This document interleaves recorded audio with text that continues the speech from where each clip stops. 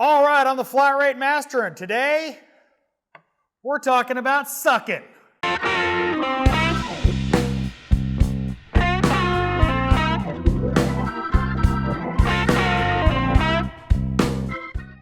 Obviously, if you work in a automotive shop, you gotta suck some stuff.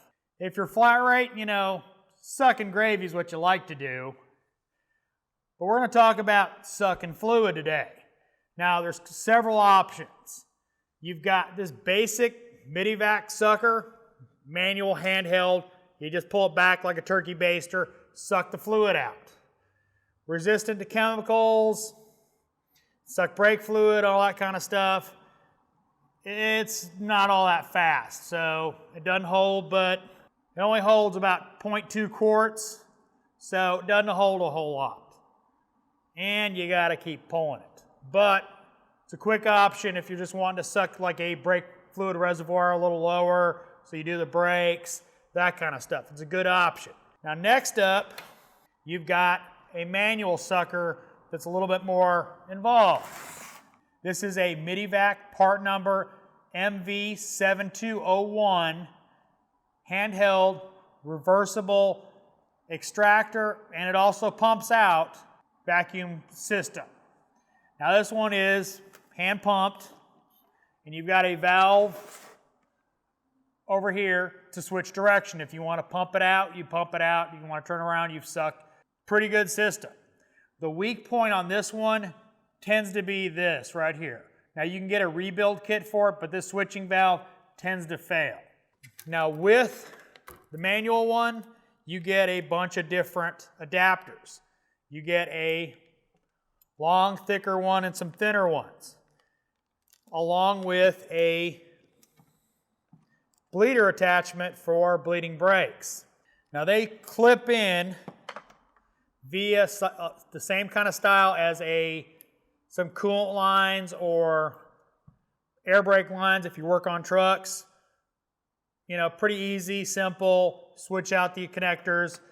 Or some of them are designed with a rubber adapter to squeeze into the other hose. Good option, but you gotta pump it. So, I'm lazy. I'd rather just kick it on and walk away till it's empty if I'm, like for instance, draining a power steering reservoir to do a flush or do a pump. So next option up is something like this brake bleeder. Now, I'm not real big on vacuum brake bleeding. Even with putting Teflon tape on it, I haven't had the best of luck. I prefer a pressure bleed, but great for sucking fluid. Vacuum, you got a lock on the trigger, and it sucks away as long as it's got air pressure. Midi Vac makes them. This one is a Matco's Tools. This one I don't like that much because it's got a small reservoir, but good little tool for sucking reservoirs down. Now, one thing I want to talk about is a lot of late model cars are getting serviced as far as the oil change through the dipstick tube. Even though they don't have a dipstick, they still got a dipstick tube to suck it out. These make great options, the big ones, for doing those services. Now, the last one I'm going to talk about doesn't put it back in. It is strictly suck. Model number is MV7300. This is an air-operated fluid extractor. It has the same connections as this one, the same hoses. The difference is you chuck an air line to it and it sucks, but you've got a huge reservoir. I really like this for doing power steering flushes. Hook it to vacuum, hook it to the return line, plug off the return on the reservoir. You can add fluid and suck all day long if you want to. Good way to do a power steering flush and do a thorough service. So there's plenty of options in a shop if you want to suck some fluid. Sucking gravy is another topic, but we got options as far as removing fluid from a reservoir, bleeding brakes, and all that. So pick your budget, pick your option, what you like.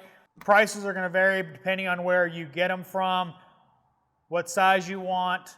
I mean, you can get these for like $50 on Amazon, so Great options out there. Hope you liked this video. If you did, give me a thumbs up. If you want to see more videos like it, subscribe. Make sure and hit that bell notification so you get notified when I put out a new video. If you didn't like the video, give me a thumbs down.